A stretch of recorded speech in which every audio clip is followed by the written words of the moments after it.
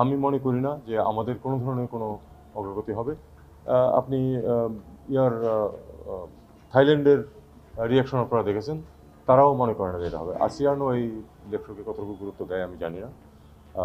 আমার মনে হয় না আমাদের এটাতে পাঠানো হয়েছে। তাদের অভ্যন্তরীণ ব্যাপার, তারা নির্বাচন যেভাবে করুক, কিন্তু আমাদের এখানে অবজারভার পাঠানোর কোনো প্রয়োজন নেই। আমার মনে হয় না আমাদের কয়েকজন যদি ইলেকশন অবজারভার যায়, তারা গিয়ে কি রোহিঙ্গার মতো ইস্যু ডিসকাস করে কোনো ধরনের কোনো ফল অর্জন করতে পারবে? আমি তো যাব না সেখানে নির্বাচন অবজার্ভ করতে। গেলে আপনারা যাবেন। আপনারা কি এমন যোগাযোগ করতে পারবেন যাদের, মানে তাদের সাথে যারা আসলেই এ ব্যাপারে কোনো সিদ্ধান্ত নেওয়ার ক্ষমতা রাখে? নোটফল আমাদের মিশনের মাধ্যমে ওদের পররাষ্ট্র মন্ত্রণালয়ে দেওয়া হয়েছে, কোনো উত্তর আসেনি।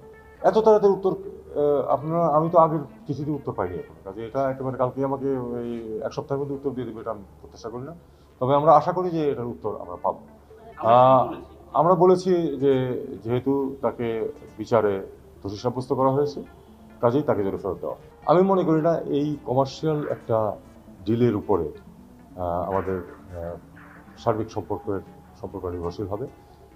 অবশ্যই রাষ্ট্রদূত চেষ্টা করবেন যেন তার দেশের এই ব্র্যান্ড আছে সেটা বিক্রি হয়, এটা স্বাভাবিক, এটা তার দায়িত্ব।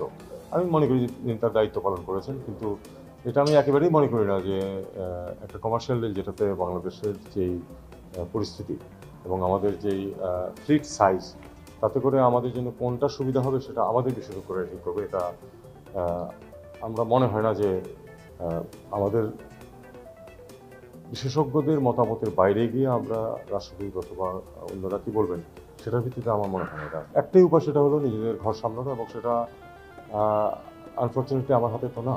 কাজে আমি শুধু বলতে পারি, এবং যেটুকু বলেছি এটাই তো সাধারণত সরকারের থেকে কেউ বলে না।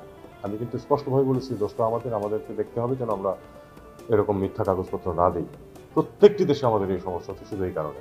মালয়েশিয়ার প্রধানমন্ত্রী প্রেসিডেন্টের সাথে দেখা করেছে, অবশ্যই এটা তো মানে এটা একটা স্টেট ভিজিটের, এটা হলো ফরম্যাটের মধ্যে পড়ে, কাজে এটা করতে হবে। নির্বাচন কীরকম হবে না হবে পরে আমার মনে হয় প্রফেসর ইউনূস স্পষ্ট ধারণা দিয়েছেন। বাকিটুকু নির্বাচন কমিশনের বিষয়, এ ব্যাপারে আমাকে আসলে জিজ্ঞেস করে লাভ নেই। তবে উনি আসলে নির্বাচন উপলক্ষে তারা পাঠাবেন, অবজারভার পাঠাবেন, এবং বাংলাদেশের নির্বাচন খুবই সুষ্ঠুভাবে অংশগ্রহণমূলকভাবে শেষ হবে, এটা আমরা বিশ্বাস করি।